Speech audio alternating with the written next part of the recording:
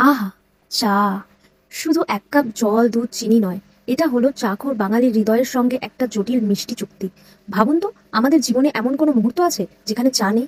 ঘুম ভাঙার আগে জিভটা কি খোঁজে? ১ কাপ কড়া চা। বাড়িতে মেহমান? আগে চা। মন খারাপ? বন্ধুর সাথে রেকে বসে ঘন্টার পর ঘন্টা আড্ডা? শুধু চা। জীবনের সব টেনশন, সব অপেক্ষা এই কাপটার মধ্যে যেন অনায়াসে জমা হয়ে যায়। চা ছাড়া বাঙালির দিন শুরুও হয় না, শেষও হয় না। এটা হলো শুধু ইমোশন নয়, এটা আমাদের শ্বাস-প্রশ্বাস। কিন্তু মজার কথা কি জানেন? ভালো লাগার সাথে এই বন্ধুটার কিছু ভালো দিকও আছে। এই যে চা, এটা অ্যান্টিঅক্সিডেন্টে ভরপুর। ডাক্তাররাও বলেন এতে নাকি মেটাবলিজম বাড়ে। সত্যি বলছি, চা হাতে নিলেই কেমন যেন একটা আমি সব পারি ফিলিং আসে।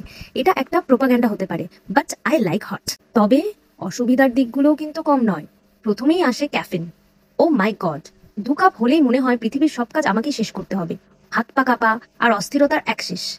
আর এই যে চায়ের কষ ভাব, ট্যানিং, এটা নাকি শরীরকে আয়রন নিতে দেয় না। অর্থাৎ সকালে চা খেয়ে দুপুরে যে প্রাণ ভরে শাক খাচ্ছি, সেটা আসলেই বেকার ভাবা যায়।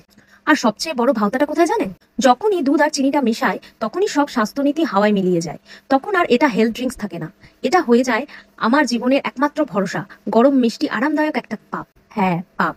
কিন্তু যাই বলো, শেষ কথা এটাই, আমরা সব জানি, সব নিয়ম ভেঙেছি, বকুনিও খেয়েছি, তবুও এই একটা আরাম, এই এক চুমুকের ভালোবাসা, এর কাছে পৃথিবীর কোনো যুক্তি টেকে না। তো আজকের এই খুব একটা স্বাস্থ্যকর নয় কিন্তু খুব একটা জরুরি সম্পর্কটাকে স্যালুট। আমরা হলাম চা পাগল বাঙালি। এই কাপটা আমাদের চাই চাই। তো আমি তো এই ১ কাপ চা দিয়েই শুরু করলাম আজ। আর আপনি? জলদি কমেন্টে জানিয়ে দিন।